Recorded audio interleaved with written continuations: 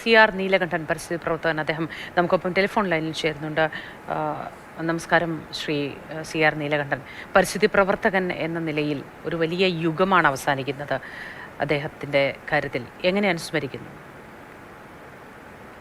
പരിസ്ഥിതി പ്രവർത്തകൻ എന്ന് മാത്രമല്ല, അദ്ദേഹം ഒരു സാമൂഹ്യ ശാസ്ത്രജ്ഞൻ കൂടിയായിരുന്നു എന്നതാണ് സത്യം. അദ്ദേഹം പരിസ്ഥിതിയല്ല സ്നേഹിച്ചത്, സമൂഹത്തെയാണ്. ആളുകൾ തെറ്റിദ്ധരിച്ചത് പരിസ്ഥിതി സ്നേഹിയാണ് ഗാഡ്ഗിൽ എന്ന്. യഥാർത്ഥത്തിൽ മാനവരാശിയുടെ നിലനിൽപ്പിന് പാരിസ്ഥിതികമായ സന്തുലനം എത്രത്തോളം ആവശ്യമാണ് എന്നറിഞ്ഞ ഒരുപാട് പേർ ലോകത്തുണ്ട്. പ്രത്യേകിച്ച് ഇന്ത്യയുടെ പശ്ചിമഘട്ടവും ഹിമാലയൻ മലനിരകളും, പ്രത്യേകിച്ച് നമ്മളെ സംബന്ധിച്ചിടത്തോളം പശ്ചിമഘട്ടം എത്രത്തോളം നിർണായകമാണ് നമ്മുടെ നിലനിൽപ്പിന് എന്ന ചോദ്യത്തിനുള്ള ഉത്തരമായിരുന്നു ഗാഡ്ഗിൽ റിപ്പോർട്ട്.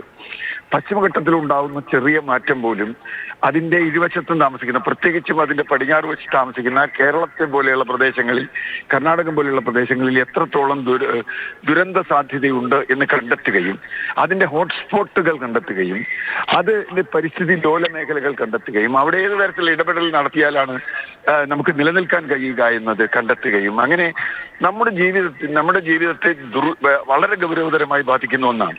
പക്ഷെ 2011 ആ റിപ്പോർട്ട് പുറത്തു വരുമ്പോൾ കേരളത്തിലോ ഇന്ത്യയിലോ ആരും തന്നെ അത് ഗൗരവമായി എടുത്തില്ല, പ്രത്യേകിച്ചും ഭരണകൂടങ്ങൾ.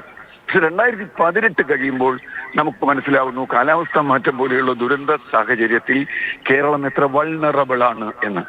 നമുക്ക് വലിയ രീതിയിലുള്ള സുരക്ഷാ പദ്ധതികളൊക്കെ നടപ്പാക്കാം, പക്ഷേ കേരളം വൾനറബിൾ ആണ്. പശ്ചിമഘട്ടം വാട്ടർ ടവർ ഓഫ് കേരള അല്ലെങ്കിൽ എന്നാണ് അദ്ദേഹം പറഞ്ഞത്.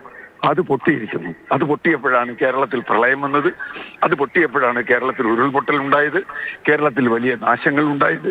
അതുകൊണ്ട് പശ്ചിമഘട്ടത്തിന്റെ സംരക്ഷണം, അതുപോലെ ജൈവ വൈവിധ്യത്തിന്റെ സംരക്ഷണം, വനത്തിന്റെ സംരക്ഷണം, തീരങ്ങളുടെ സംരക്ഷണം, പുഴയുടെ സംരക്ഷണം, ഇതൊക്കെ ഒരു പരസ്പര ബന്ധിതമായി കാണാൻ കഴിഞ്ഞ അപൂർവം സാമൂഹ്യ പരിസ്ഥിതി ശാസ്ത്രജ്ഞനായിരുന്നു ഗാഡ്ഗിൽ. പക്ഷെ അദ്ദേഹം ഒരുപക്ഷെ മരിച്ചതിന് ശേഷവും ഇനി വരും കാലത്തായിരിക്കും ഗാഡ്ഗിൽ ഒരുപക്ഷെ ഓർമ്മിക്കപ്പെടുക കൂടുതൽ, ജീവിച്ചിരുന്ന കാലത്തേക്ക്. തീർച്ചയായിട്ടും വളരെ നന്ദി അനുസ്മരിച്ചതിന്.